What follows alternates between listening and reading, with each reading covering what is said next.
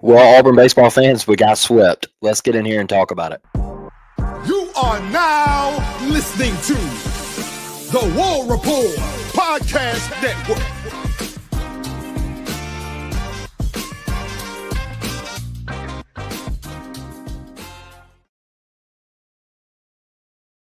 What is up, my Auburn baseball fans, my Auburn family, up-tempo gang? How are we doing tonight? It's a Monday night, and the Auburn Tigers went on the road to Austin, Texas to face number one Texas and ended up getting swept. And it wasn't a pretty showing, y'all. It was not a pretty showing. Auburn Dad, I see you over in the comments, man. I appreciate you for being here. I have a lot of things that I really want to say about getting swept. I think it was a piss poor performance. Just looking at it, there's a lot. There's a lot of things I take away from it. Is you went to Georgia, you got swept. You went to Texas, now you got swept. So I think maybe this team has a problem going on the road against the elite teams and just getting one. Right? You got to sweep at home against LSU. You did your job there. But you went on the road and you look like you didn't even want to be there. You look like you didn't even care. You look like you had no life.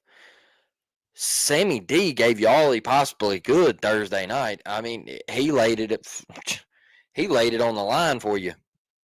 Blood, sweat, and tears right out there. And you still couldn't find a way to help Ike Irish out. And that was it. That was it for me. You get swept.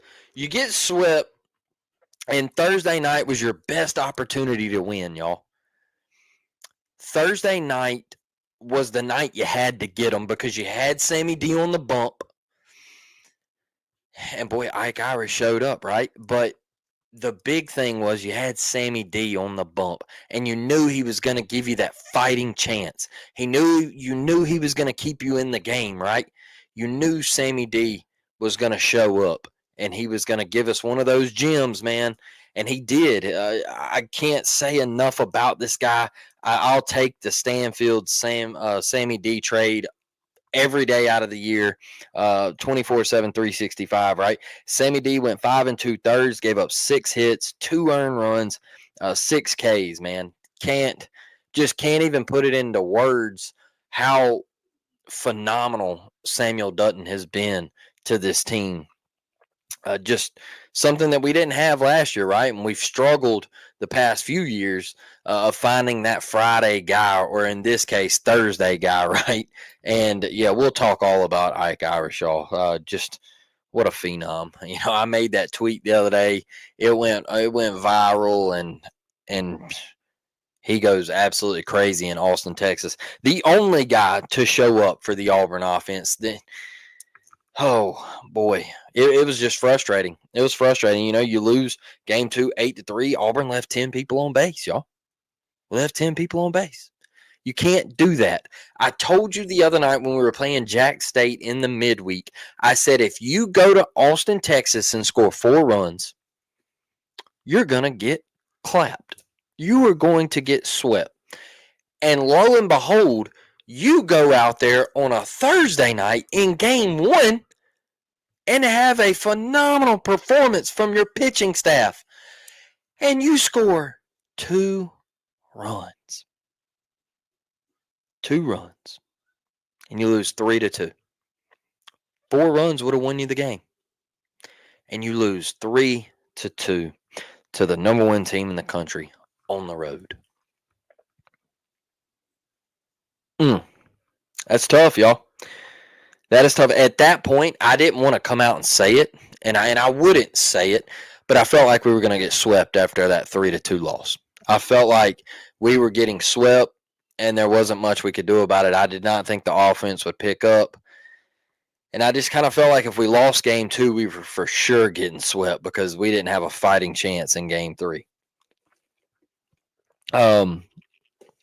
Y'all, Ike went 1 for 4 on Thursday night. Friday night, 3 for 4. And then Saturday, 1 for 3. Y'all, you get 5 for 11 out of your best guy and nobody else is there to help him. You get 5 for 11 out of your best guy, 450 out of your best guy against the number one team in the country. And don't give me all this BS about, oh, well, Texas has got the best pitching staff. Texas has got this and Texas has got that. You just swept LSU at home. I don't want to hear all that. You were putting up 6-7 runs against LSU. They got pitching that's just as good as Texas does. Don't give me all that, man. Don't give me all the cheese. And just go ahead and bring the wine if you're going to give me the cheese. I don't want to hear it. I do not want to hear it. You faced a staff that was just as good in LSU, and then you go to Austin and you have terrible at bats. Awful. They were treacherous. They were just ugh. I can't even go back and watch the series. I can't even go back and think about some of the at bats where we were just up there. We were just swinging. We didn't even care. Like, we didn't have no approach at the plate at all. It was just get up there and, hey, let's throw a newspaper at it and try to do something. That was it. That was it. It was embarrassing. Embarrassing. There's dudes on this team, man, who are super freaking talented and were just getting up there and just waving at it. Just waving at it. Ball's 3 feet outside. Let me get over there and try to hit that. What are we doing? I haven't seen us be that bad offensively all year. You can even go back to the dang Holy Cross series. We weren't that bad offensively. We weren't. That was piss poor what I saw this past weekend. Piss poor. One man cannot be your entire offense and you go win one game in Austin. Just can't happen. And what Sammy D did, I just felt like that took the life out of the. I felt like it took the life out of the team right there. And we can talk about the Carson Myers non-called strike 3. I thought it was a strike. I did. Next pitch, bang, dude hits a bomb. That's baseball. I thought it was a strike, and I thought the guy was squeezing Carson. But, you know, you got to fight through stuff like that. And unfortunately, it didn't go our way, right? I thought it was BS. I'm not going to lie to you. I thought that was strike 3. But the guy was all over the place. He was sporadic all night. Sometimes he was flipping a coin a Thursday night, and it just felt like, am I going to call this a strike? Am I going to call this a ball? Like, I can't remember who he called strike 3 on. He rung one of our guys up, and the ball was in between the ankles and the shins. And I was like, hey, if you're going to call that a strike, then stay there all night. I need that to be a strike all night long. And it wasn't, because he was so sporadic, and I just think he was a very inconsistent umpire. So that break didn't go our way. And, you know, you go to Friday, Cade, he was so-so, right? Once he gets into that, the tail end of that second time through the lineup and things like that, it just starts kind of, and he couldn't make it out. He couldn't make it out. He got touched up a little bit. He was responsible for some guys left on when he come out. And it was just a nosedive, right? Just bang. It all went to hell in a handbasket, and we end up losing that one 8-3. Ike Irish 3 for 4, 2 more bombs. Like, get out of here, big dog. Auburn left 10 on base. Like I mentioned earlier, it could have been a different story if we would have capitalized there. We didn't get the big hit. We never got the big hit all weekend. And we only got 6 hits in game 2. I jotted some notes down, y'all. 6 hits in game 2, 5 hits in game 1. You're not going to win. You're not going to win many baseball games in this league with those numbers right there. And you're going to tell me my lone note for game 3, because I'm not going to put anything on Andres Alvarez. I'm not going to get on here and be like, oh, he got touched up and all that. What did you expect? He's a freshman throwing in Austin at the number one team in the country. Did you expect Alvarez to go out there and shove? No. And at that point, with the way our offense was rolling, I was like, we're not going to score enough runs to help him. And of course, Ike in the first gets you all excited because he goes, get out of here, ball. And you're like, oh man, Ike Irish, like he's done it again. It's just, he's done it again. And we're going to smooth let him down again. That's why I have so much respect for him not transferring. And y'all get in there and say, oh, well, he got paid to stay. Well, no crap. He got paid to stay. No crap he got paid to stay. Because he got a raise off of performance. That's what a lot of you get in here in these YouTube comments and you say, oh, well, if you were offered so-and-so dollars to leave this job, no. I laid out my thing with it. No. Ike stayed at Auburn because he loved Auburn. All right, he loves Butch Thompson. He loves Gabe Gross. He loves Tiefert. He loves Nonamaker. Like, that is why he loves those guys in the clubhouse. That's why he stayed at Auburn. And yes, he got a performance-based raise. Cool. But we let that man down. We let him down this past weekend. Because he showed up and the rest of this team didn't. And that's as simple and plain as it gets. There's no need to talk about anything else but the guys who didn't show up in this lineup. That is it. It didn't. Look, I wasn't asking you to go out there and get 2 games. I wasn't asking you to win the series. I wasn't asking you to sweep Texas. I was just saying win a game. If you would have won Thursday night, just say you would have beat Texas 2-1, and we would have lost Friday and Saturday. Boy, I would have come out pumped up like, let's go, baby. We got a game out of it. We're 10-8 in the SEC instead. Now we're 9-9. We were 9-6 going into that weekend. I would have loved to have been 10-8.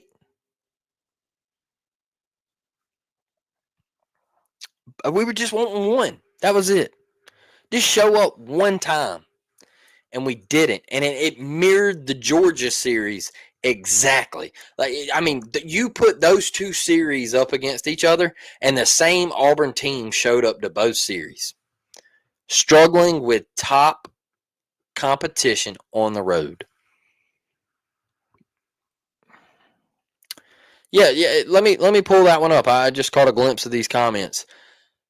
Look, this is a guy that he's been here 3 years.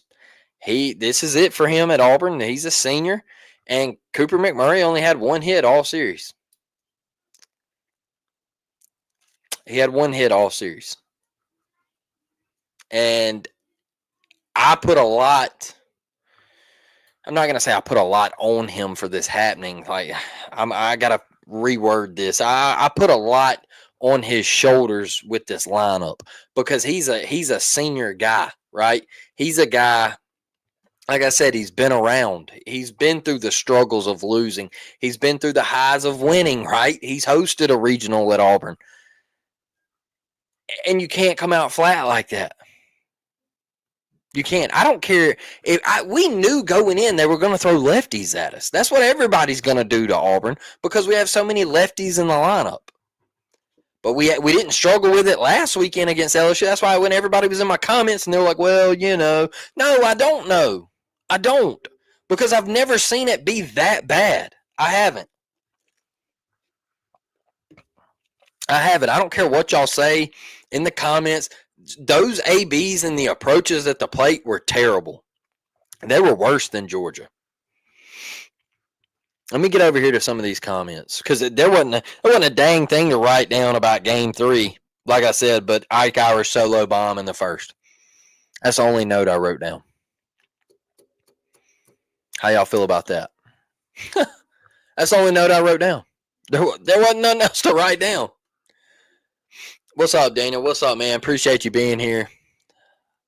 Up tempo, Bruce Pearl is all the daddy you need. I love that. I love it. Ike was the only person that stepped up. 100%. 100%. Ike hit 4 homers was the only reason we scored points. Yeah. Until what? What was it, like the 6th inning in game 3? I can't remember who it was, but we finally broke through and drove in a run. It was super late in game 3 before we got 10'd. If we would have won that Thursday match, I feel like we could have won that series, just lost so much momentum. And I really feel like we threw everything into the Thursday and the Friday game. I feel like we went all in to try to win one of those games. And when it didn't happen, I kind of felt like we were set up for failure in game 3, especially with Alvarez being a freshman. I'm not going to sit here. Yeah, he got touched up, but what do you expect, y'all? They were feasting. This weekend sucked even. Yeah, I mean, it wasn't fun. It wasn't fun. It felt off the entire time watching it. We are swinging pitches in the dirt. That was embarrassing. Yes, we were. They were very bad approaches, y'all. They were. It would just look like we were lazy. We didn't want to be there. Very bad umpires, especially that called that with the catcher interference non-call. Yeah, that was crazy. I mean, he literally put his arm around Chase and grabbed him and kind of like turned Chase's body. In my opinion, taking my Auburn orange and blue goggles off, that is interference. He put his hands on Chase Fralick. That is interference. Like, I don't understand. You even come together and grouped up as a crew, and you said, "Oh no, it wasn't. It wasn't interference." What? I mean, I don't get it, y'all. I don't. It was interference all day long. If he wouldn't have put his hands on Chase, that would have been different. But you could see the arm wrap around Chase, and he like kind of tugged Chase, and it turned Chase's body. That's where I was like, okay, well, he bumped into him, like the arm got around Chase. He made contact with Chase. In my opinion, I thought it should have been interference, and they didn't call it. I feel like sometimes they don't call things because of where they're at, and I feel like if they would have called that interference, that place would have erupted. They didn't want to hear it, so they didn't call it. Just my take. Dang, I thought we would have at least got one game. Yeah, might be. Our best shot was Thursday night, and we didn't get it. You know, simple and plain. Sammy D shoved. I thought he pitched very, very well. He's one of those guys that we really got to start talking about, putting him in the upper echelon of Auburn guys. You know, that have pitched at the school. You know, if it continues to go like this, I'm not saying, you know, anything crazy, but we got to start putting him in those conversations if this continues to happen. That Sammy D has been one of the elites, and I'm comfortable to say that. I think that's how solid he's been, because we didn't have the guy. We didn't have that Friday guy, that Thursday night guy, and Sammy D has stepped up, and he's been every bit of that. So I think he took the transfer portal and come to Auburn, and he did his homework. I'll say that. He went from struggling at LSU to being a dog at Auburn. So he got in the classroom and got better. Ike, a bright spot at least? Always a bright spot. Always. Never a dim spot. Always a bright spot.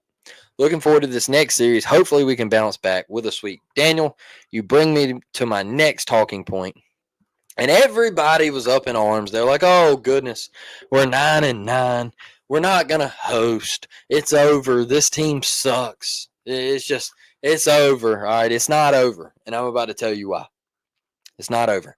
9-9 in the SEC. A lot of people might frown on that. Look, this is the best baseball conference in the country. We're 27-13. Got a great opportunity at a midweek game tomorrow. We beat Georgia Tech at Georgia Tech the first time around. Hopefully we can complete the sweep. That would be huge. They're ranked 21st in the country. I think they were ranked like 15th to 18th the first time we played them. And you look at the RPI, Auburn sitting at 5 in the RPI. So, like, if you get the dub tomorrow night and then you just stack conference wins these last 4 series, and we're going to go through them, you're going to host. You are going to host. So let's start off with Mississippi State this weekend. That's at home. You need to take 2 out of 3. You need to take 2 out of 3.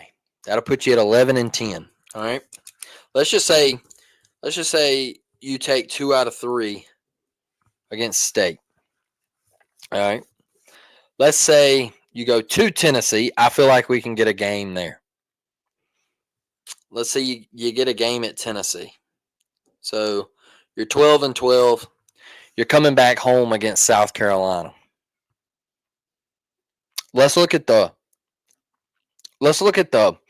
in my opinion, the worst case scenario against South Carolina is you get 2 out of 3. So you're 14-13. And then you go on the road at Ole Miss. Let's say you get 1 at Ole Miss. Y'all, out of all that, which I think it could go completely different. I was just laying a scenario out there. You go 15-15 in the SEC. You're hosting. You're hosting. I think you could sweep Mississippi State, honestly. It's at home. I think you could sweep them. And I think you could sweep South Carolina. I think you should sweep South Carolina. So you're 15-15. All right. 14-16. You still might have an opportunity to host because your non-con is so strong. Ranked win over Troy, Georgia Tech, the possibility to sweep Georgia Tech tomorrow night. There's still a possibility. And people look at, they're 14-16 in the SEC. Like I said, man, the difficulty of this conference. Shoot, you just swept LSU 2 weekends ago. You come in this past weekend and you get swept. So that is how hard the SEC is in baseball, and hell, any sport, to be honest. But I'm just laying a map out there of, you're going to get those wins against Mississippi State, South Carolina. You need to take 1 from Tennessee and 1 from Ole Miss, and you're good to go.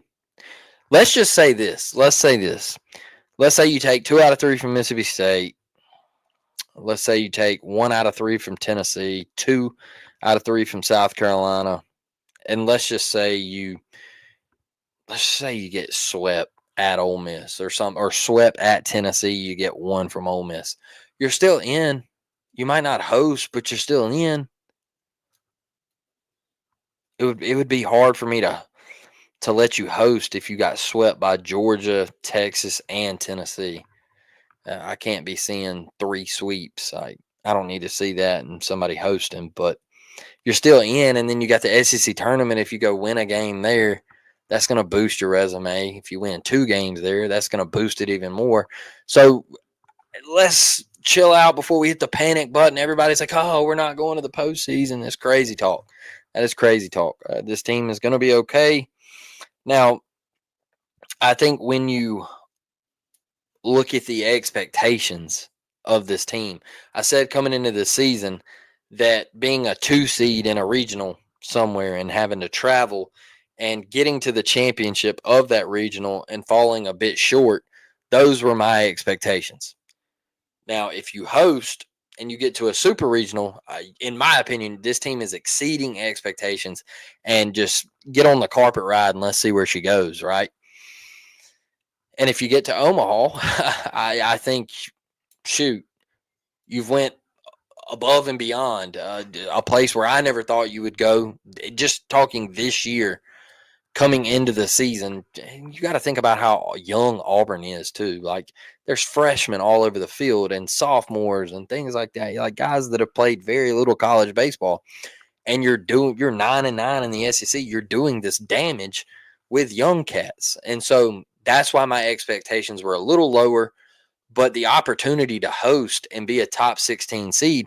Now, look, we could damn well turn this thing around, sweep Mississippi State, go to Tennessee, take 2 out of 3, sweep South Carolina, and go to Ole Miss and take 2 out of 3 now.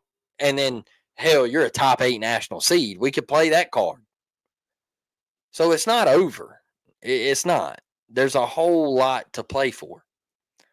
I saw a mid-major guy. He posted his top 25 today, and he didn't even have Auburn in it. And I'm like, guy, come on, man. Come on. Like, I know you want to show your mid-majors love and all that, but let's not. I don't want to go down this route, man. I don't want to play this game.